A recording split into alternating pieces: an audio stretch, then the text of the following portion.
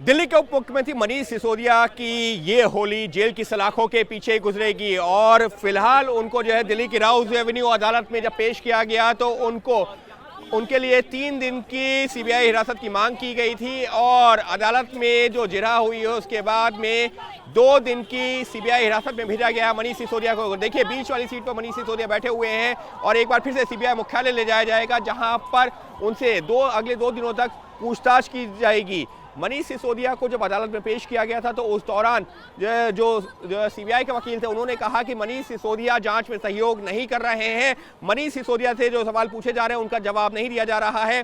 अगले 3 दिनों के दौरान, क्योंकि 3 दिन की रिमांड की मांग की थी, अगले 3 दिनों के दौरान कई और सवालों का जो उनको सामना करवाया जाएगा। कुछ जो 2 गवाह हैं उनसे जो आमने सामने बैठा करके पूछताछ की जाएगी।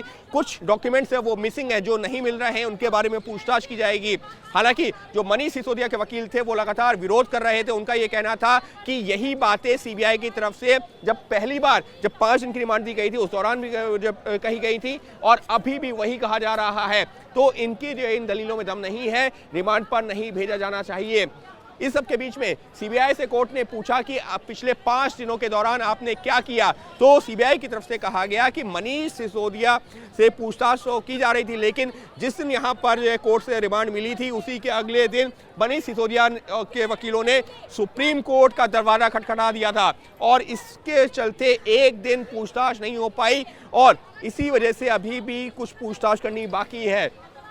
इसके बाद में जब विरोध किया रिमांड का मनीष सिसोदिया के वकील ने, तो कोर्ट ने भी एक टिप्पणी करते हुए कहा कि अगर आपको जो है विरोध ही करना है, आपको लगता है रिमांड सही नहीं है, तो फिर आप हाई कोर्ट में याचिका दायर कर सकते हैं, वहां पर चुनौती दे सकते हैं। लेकिन आपने उस दौरान तो ऐसा नहीं किया, आप सुप्रीम कोर्ट सीधे चले गए थे। तो जिस तरीके से सुप्रीम कोर्ट का दरवाजा खटखटाया गया उस पर भी सवाल खड़े हुए हैं। हालांकि जो मनीष सिसोदिया के वकील हैं उनका ये कहना था कि पूछताछ के दौरान अब इनको कुछ नया नहीं मिलना है। वो ये चाहते हैं कि जो वो सुनना चाहते हैं हम वो बोल दें, ऐसा मुमकिन नहीं है और जांच में सहयोग न करने का आरोप पूरी तरह से गलत है।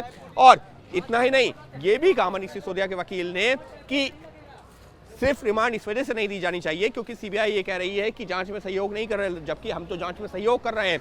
तमाम दलीलें दी गई हैं। जमानत याचिका पर जब सुनवाई हुई तो सीबीआई को नोटिस जारी किया गया और उनसे कहा गया कि आप उस पर जवाब दीजिए, लेकिन उसकी सुनवाई कब होनी है? वो होनी है 10 मार्च को। इसका मतलब तो ये है कि 2 दिन की सीबीआई हिरासत के बाद में अगर अदालत को लगता है कि मनीष सिसोदिया को सीबीआई की हिरासत में नहीं भेजा जा सकता तो उनको रिमांड में, उनको जुडिशियल कस्टडी में भेजा जा सकता है, न्यायिक हिरासत में भेजा जा सकता है। जिसका मतलब साफ है कि मनीष सिसोदिया की ये होली कटेगी जेल की सलाखों के बीच में।